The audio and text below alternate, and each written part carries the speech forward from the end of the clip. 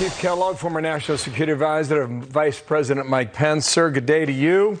Thanks for coming back. Bill, thank you very much, and thanks for having me on this morning. Listen, we're going to get a lot of news here in the next hour or two. Yeah. What are you thinking about?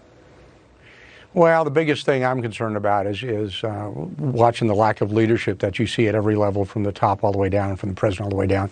Look, Dana knows this from being in the West Wing. I spent 1,461 days in the West Wing under President Trump and Vice President Pence, and I saw a lot of crisis management. We went through a lot of crises during those 4 years out there, and you have to be personally engaged, hands-on. There were a lot of times where we were chasing the president and chasing the vice president because they were in front of us and wanting to reach out to leaders and talking to leaders, and you don't see this. It's a disconnect, and you almost get the feeling that they hope they're going to ignore it. After 31 August, okay, just ignore it. That was something that happened in the past. They did it with the border, almost got away with that, and they seem to be doing the same thing in Afghanistan. And I think it has enormous international consequences with our allies, with the Qataris, with the Emiratis, with everybody. If you look back to that time when, in 2018, when President Trump signed, had the negotiation with the Taliban and had the conditions set, and then you fast forward to today and you see the Taliban, obviously they're in control, they have won. And they are now having press conferences saying that nobody needs to leave, everything's going to be fine. I talked to a former CIA official today who told me that this is not your father's Taliban. How much do you think the Taliban has changed? Dana, I don't think they've changed at all. I think they're the same Taliban that was in the past. They've just become more sophisticated. And they've become more sophisticated because of the news cycle. And they also realize that the amount of pressure the American can apply, if they want to apply it. And they're playing nice guys because they know they've got this administration on the run. I mean, they're making demands of the United States of America.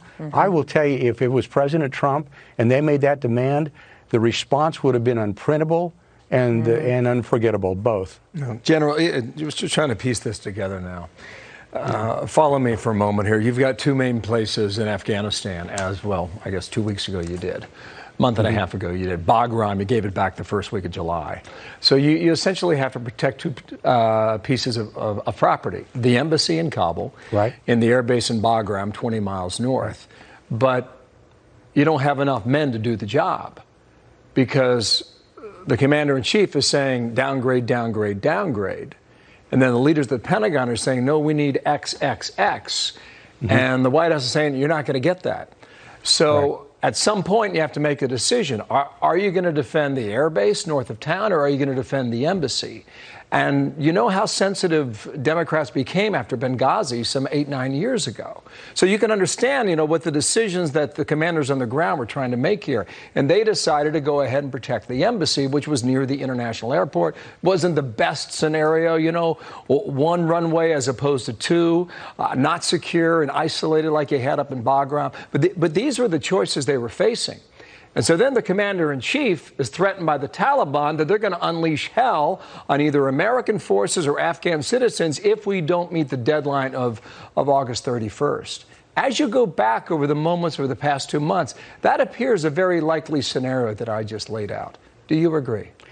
Yeah, sure it is, Bill, but it shouldn't have come to this. Look, I go back a couple of years ago when our embassy in Baghdad was threatened. And I mean, the president picks up the phone, called Chairman Milley, and said, we are not losing the embassy, and whatever it takes, you fall in on that. And we had Ospreys in the air, we had Apache helicopters in the air, we had alerted the 82nd, we brought a Delta squadron in from Bragg. It just went on, and we weren't going to lose the embassy, and he made it very clear to them. The president should have done the same thing. He's just not listening to his military advisors, and he doesn't care. He's hoping this will go away. My concern now is what's happening out there. He's really put the military hanging out on a rope by themselves. It's terrible out there. It shouldn't have come to this, and it's a lack of presidential decision-making in a crisis. And the fact is that you've got Kamala Harris in Singapore. She should be right there in the Situation Room with the president. I will tell you, I know for a fact that if we had a crisis, the president and the vice president were side by side. General Keith Kellogg, thank you. Please come back soon, okay, General? Thank you for your time.